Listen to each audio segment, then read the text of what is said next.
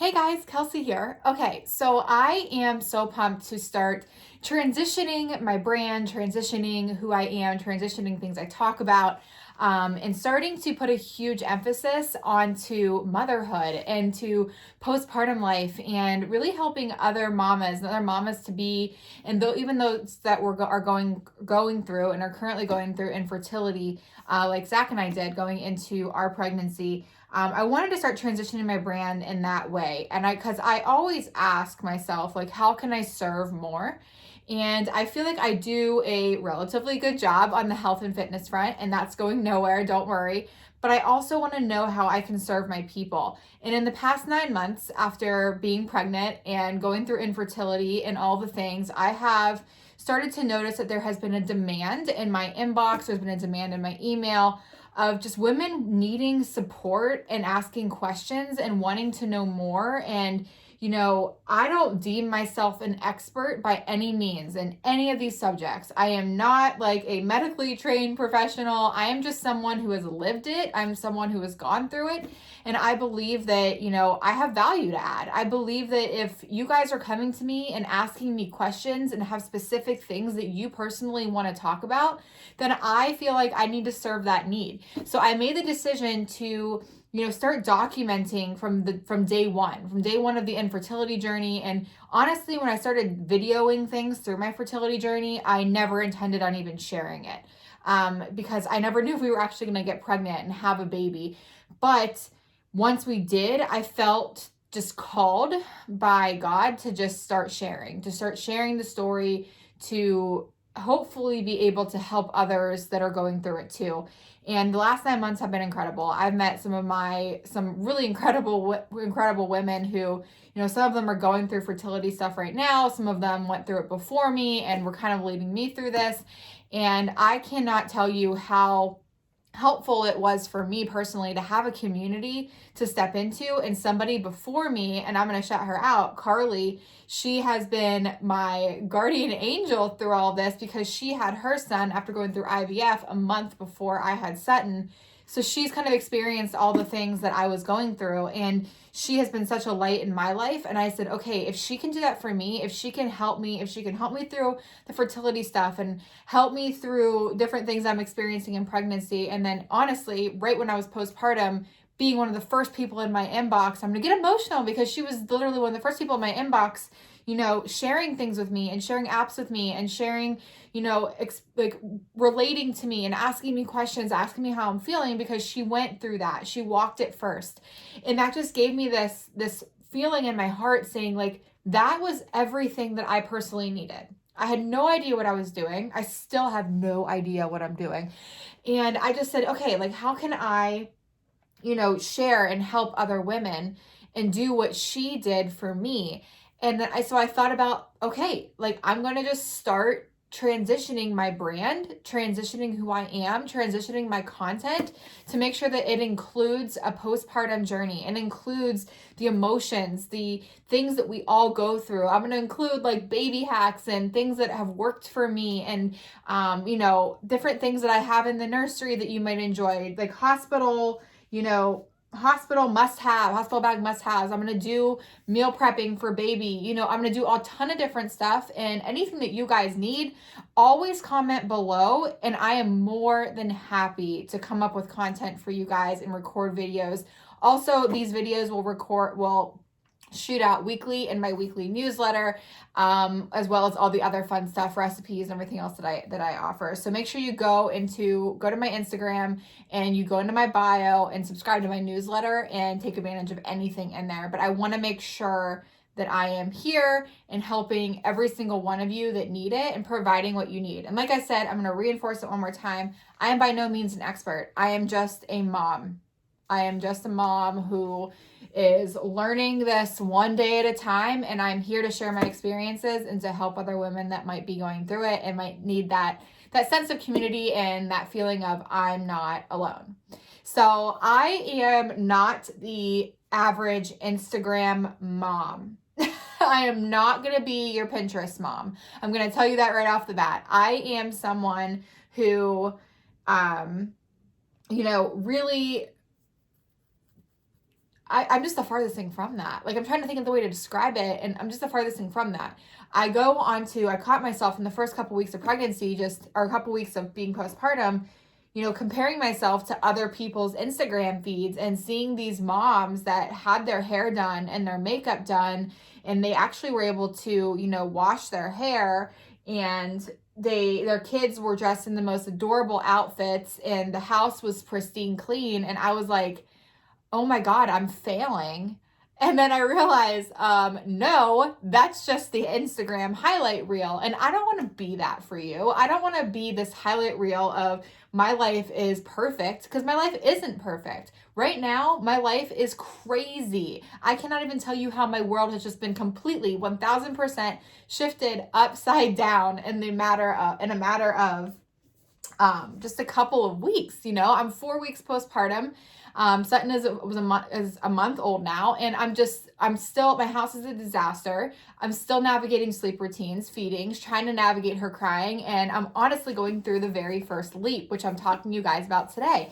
So I'm going through a lot right now, and I want to make sure that I put this on the table for you guys nice and quick. This is by no means going to be perfect, but I don't want no fancy editing. No, I don't have time for that.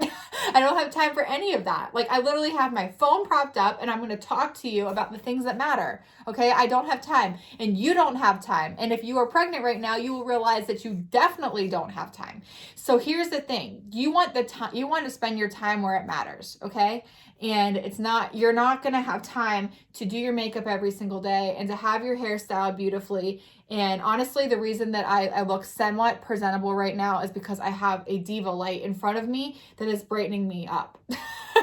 But if you could look really closely, you will see that there is beautiful bags under my eyes, and I'm breaking out in acne, and my anxiety is, in and out, because this is all new, and I'm so fulfilled and happy as I've ever been. That's life. That's life. Covered in spit ups in hair, all the things. So I just want to make sure that you guys know that very clear. I am not going to pretend to be something that I'm not. I'm going to be real with you. And there may be videos where there's no makeup, like right now, there's no makeup. There's, hair on the side of the head, and there might be somewhere I'm crying. But I'm here to serve. I'm here to help. Okay, so now that we went through 7.5 minutes of that, I want to talk to you guys about our very first topic underneath of this. So you guys are able to come to my Instagram page, and you're going to see these uploaded to IGTV. I'm going to try to do every couple of weeks based off of what you guys need, at least once a week. Once I get a demand, once you guys tell me what you're looking for, I'm always happy to serve. And once I feel like I'm going through something that you guys could benefit from, I will also do that too. And that's kind of leading me to my first topic. So this book has been so amazing. It's called The Wonder Weeks, and it is, I cannot pronounce any of these people's names. So there you go. But you can literally just go on Amazon, go to The Wonder Weeks, or go into my bio, go to my Amazon favorites, grab it there. But with that being said, I was told by one of my friends, Carly, the one that has been kind of mentoring me through this and helping me and being such an angel. She had me download the Wonder Weeks app on my phone when Sutton was first born. And I downloaded it, and I started browsing through it, but I didn't really start getting into it until the past week. And that's because she finally entered her first leap. And I wanted to share this with you guys. So I think it's super important that we understand this, because a lot of times we feel like we are completely 1000% failing when our babies are fussy, when they are, crying and they're crying uncontrollably, and we just don't know how to console them. We don't know what we're doing, especially in those first couple months when we're still trying to figure it out, especially if we're first-time moms. And I remember this past week, not I remember, it's literally happening to me right now, but this past week, Sutton is going through her very first leap, and I was curious on what that all entailed. And so this book has been so great to me. The beginning of it explains to you kind of what the whole premise is, the scientific research behind this. All babies go through this in some capacity, so it's not just gonna be my kid, it's not gonna be just your kid. They all go through it, but they may experience it differently, but they all go through it, and it actually helps us as parents understand the babies a little more. So based off of what I've read, again, I am not a scientist, I'm implementing the research, I read the book, and then I relay on the information to you. So with this being said, what ends up happening is that our babies go through 10 different phases are 10 different leaps in their first 2 years of life. And they're really, really, there's a lot of things, that a lot of components and a lot of things that go along with that. And if you are a brand new mom, your first leap comes around week 5. So you'll start noticing it once they're about a month old and transitioning into weeks 5 and 6. And so how it kind of works is that they take a step back and then they take a leap forward. That's how the leaps work. So the step back is always these areas of fussiness, because our babies are going through mental transitions. They're learning, they're growing, they're starting to figure out the world a lot more.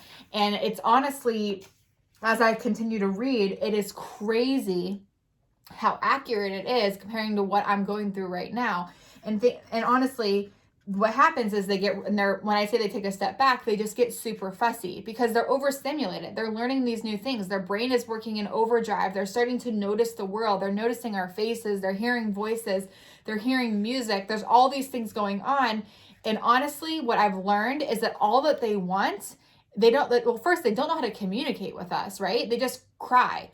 And then we think that we suck as parents because we can't get them to stop crying. We think that their stomach hurts, or we think that they have colic, or we think that they're, overtired, or that they need to eat. And we go through all these processes, and we just need to understand it to, one, take a deep breath and realize that in these time periods, especially, they'll give you a calendar.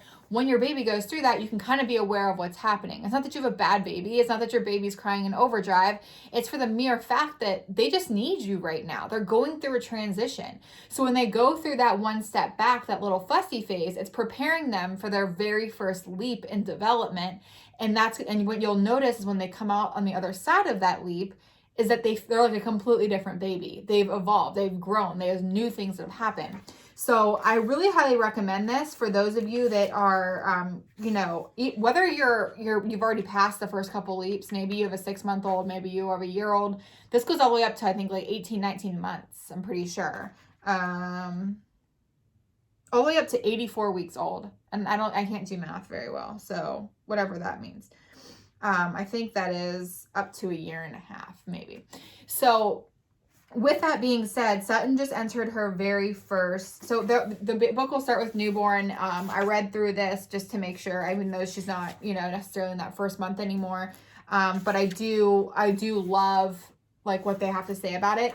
But she just entered leap 1, which is the leap of changing sensations. So if your baby is around 5 weeks old, or you're pregnant right now, this is the first leap that you can expect. Or if you have a baby that's past this, you may remember this phase.